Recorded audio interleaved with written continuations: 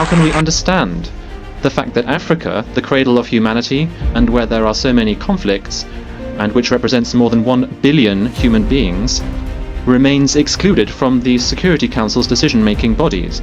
We have chosen to stand up with dignity and resistance under the leadership of our President, Captain Ibrahim Traoré. We decided what is even worse is that this council, whose role today is misused, the council is in fact a troublemaker as a result of the tacit, underhand and sometimes active complicity of some of its permanent members, who are themselves major actors and financiers of the crises of our time. International trade can no longer be conceived through rigid schemas and imbalanced models that have been imposed upon us. Rather, it should be focused on strengthening economic autonomy, local use of resources, and promoting genuine social justice. Could we expect the Security Council to be more successful when it is tarnished by politicization and when it is powerless as a result of its inconsistencies and ineffective because of its permanent divisions? What is even worse is that this council, whose role today is misused, the council is in fact a troublemaker as a result of the tacit, underhand and sometimes active complicity of some of its permanent members, who are themselves major actors and financiers of the crises of our time. That is what the Security Council has become. It had 8 decades of disappointment, 8 decades of shattered dreams, 8 decades of failure to meet the moment, in a nutshell. That is unfortunately the bleak picture of a UN that many of our forefathers from 1945, if they were still alive, would have struggled to accept. To looking at an embarrassing fiasco, a collective disappointment and a structural failure. Because we have to be honest with ourselves, we should hear an address by His Excellency Ibrahim Traoré, son Emmanuel Ouedraogo, Prime Minister and Head of Government of Burkina Faso. I request protocol to escort His Excellency and invite him to address the Assembly.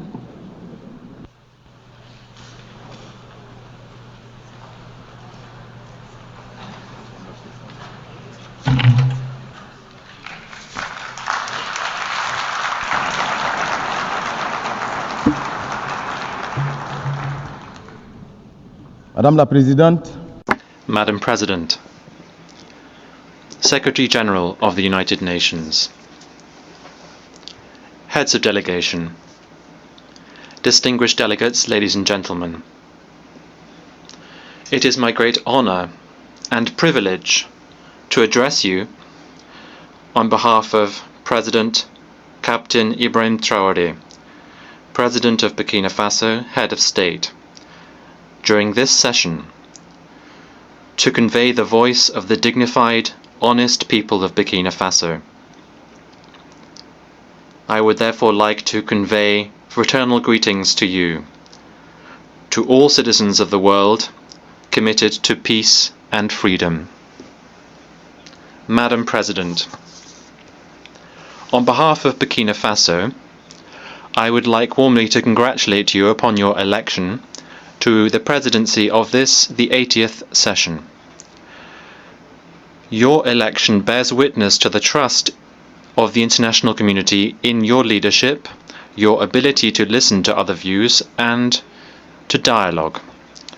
In Burkina Faso, you will find a sincere, constructive, and committed partner. I would also like to express my gratitude to your predecessor, Mr. Philemon Yang. My gratitude for the high quality and rigor of the work he undertook during the previous session. Madam President, distinguished delegates, ladies and gentlemen, Burkina Faso fully aligns itself with the statement delivered on behalf of the Alliance of Sahel States by the Republic of Mali, together with Niger as well. We belong to a community of aspirations in a forum of renaissance and breaking with the past. Secretary General, Burkina Faso would like to pay tribute to the work of the UN system and its partners in this common quest for stability and prosperity. The present meeting, which is being held 80 years after the adoption of the United Nations Charter, is a suitable opportunity for us to take stock candidly of what our organization has achieved. And that is what the topic for this meeting suggests that we do. Better together, 80 years and more for peace, development and human rights. This is fully relevant in light of our mutual commitment to bring about a world that is more just and to build more effective multilateralism. It is therefore part of this approach that should guide every nation, every sub-regional, regional and international group. This is the oak anniversary after 80 years that should really lead for us to carry out an introspective assessment of what we have achieved.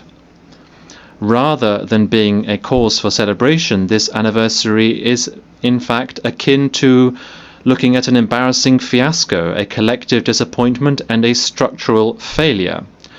Because we have to be honest with ourselves, we should humbly recognize that even though globally there have been some achievements, there is rather a negative backdrop as a result of 8 decades of optimism that have been sorely put to the test, 8 decades of disappointment, 8 decades of shattered dreams, 8 decades of failure to meet the moment, in a nutshell.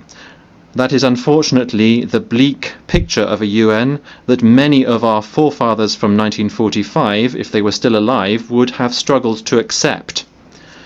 It is therefore difficult to celebrate given such a mixed backdrop to this anniversary. How can we understand the fact that Africa, the cradle of humanity, and where there are so many conflicts of a UN that many of our forefathers from 1945, if they were still alive, would have struggled to accept? It is therefore difficult to celebrate given such a mixed backdrop to this anniversary. How can we understand the fact that Africa, the cradle of humanity, and where there are so many conflicts, and which represents more than 1 billion human beings, remains excluded from the Security Council's decision-making bodies? How can we accept the fact that peacekeeping missions, financed to the tunes of billions of dollars, are leaving our countries in the lurch and are leaving behind frustration and suffering rather than tangible results? The causes of this collective failure are well known to all, notably the member states themselves, who, after 8 decades, have, within this General Assembly, devoted their energies to defend noble causes and to propose realistic reforms without being successful in this quest. What can we do if the decisions of the General Assembly, which are not binding, are simply making it irredeemably inaudible and ineffective? Could we expect the Security Council to be more successful when it is tarnished by politicization and when it is powerless as a result of its inconsistencies and ineffective because of its permanent divisions?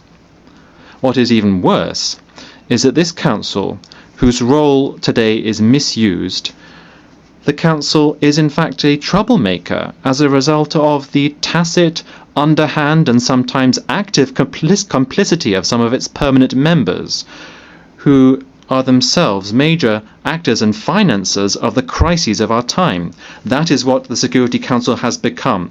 It has become a pernicious body, which, as a result of the predatory behavior of some of its permanent members, they can decide which country will be on the Council's agenda, in which other country peacekeeping operations can be sent, as if to better legitimize their role.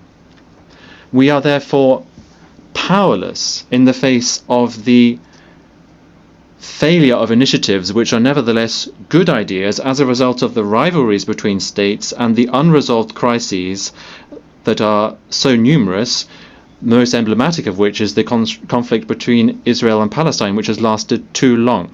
The sinful inaction of the international community in the face of a lack of trust and the authority of states which have been undermined by terrorists.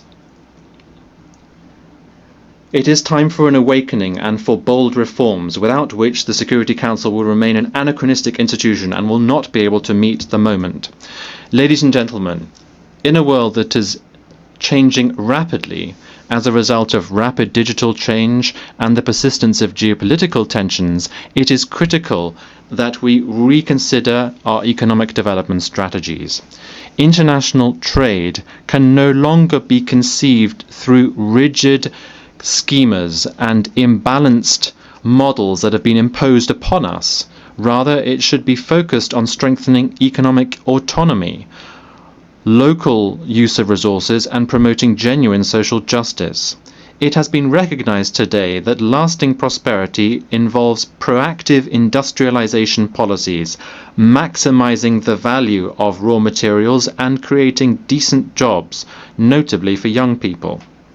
That is why we urgently need to break with the cycle of dependence on the export of raw materials. This is a model that increases our vulnerability and is a permanent brake on our emergence. In Burkina Faso, presidential initiatives bear witness to this determination to build a productive, inclusive and resilient economy which can bring new horizons for our citizens. That is why my country reaffirms its commitment to building a fairer multilateral trade system based on international solidarity and making the most of scientific progress, technological advancement and innovation, which are genuine levers for shared, lasting development. Madam President, like other nations in the Sahel, my country is going through one of the most testing times in its history. For almost a decade now, Burkina Faso has been attacked by terrorists supported by dark forces. These groups are coveting our resources. They are trying to shatter our sovereignty and impose the law of chaos. But rather than resigning ourselves to this fate, we have chosen to stand up with dignity and resistance under the leadership of our President, Captain Ibrahim Traoré. We decided to take our destiny in our own hands by mobilizing our defense and security forces, supported by volunteers for defending the fatherland, who are genuine heroes, by building up the Patriotic Support Fund, which is fueled by our citizens' voluntary contributions and contributions from our diaspora and friends of our country throughout the world. Since 2023, this fund has collected more than 413 billion CFA francs, which is startling proof of the patriotic spirit and unity of our people. By carrying out historic reforms to achieve food sovereignty, to restore our lands, and to relaunch our agricultural production, and to reduce our dependence on imports. These efforts that our determined people have undertaken are now bearing fruit. More than 72% of our territory has been recovered. Thousands of internally displaced people are going back home. Schools are reopening and social services are now resuming. Burkina Faso is thus showing that a united people can overcome even the toughest challenges. Burkina Faso hereby wishes to reaffirm, fully responsibly, that its priorities are non-negotiable and that its choices must be respected more than ever before. Hello, welcome everyone to our YouTube channel once again. We are grateful to have you. We love you here and you are most welcome. And also a very, very special welcome to all our new subscribers. Here we talk about Africa. If you are someone who is passionate to see Africa progress, to see Africa possess their possessions, then this is the right place to be. We talk about our leaders, we talk about our resources, we talk about our reforms, we talk about our international relations, everything Africa that you can think about. We have a constructive discussions here on this page. We love you and you are all welcome. So in today's video, UN at 80 is ongoing and we have various African leaders making bold and powerful speeches. And this is the speech by the most important African president we have currently, Captain Ibrahim Traore. He was not present there physically, but his prime minister went to make this speech on his behalf. They spoke about how disappointed Africans are that for so many decades we don't have any representation at the Security Councils, whereas in Africa, that is where we are mostly experiencing conflict, terrorism, and what have you. Africa has sure security crisis, and if there is any country that is supposed to be represented in the International Security Council, it should be Africa. But unfortunately and sadly, we don't even have one rep in that council. He also spoke about the patriotic spirit of the Burkina Faso citizens. He spoke about AES. Don't forget Mali and Niger, they are all part. He also spoke about their resilient spirit in standing up for themselves in dignity and truth and fighting against terrorism with their resources. He spoke about, the discouragement of exporting raw materials, which is actually the main, source of income for the African nations. He gave, a bold and powerful speech. It was actually a long speech. This is the first part. We'll bring you the second part latest by tomorrow. Thank you all. We believe you enjoyed his speech and we believe you agree in so many ways in what he said. We would love to have your comments. We would love to have your suggestions. And so kindly leave your comments. Don't forget to like and share this video. Until next time, peace out.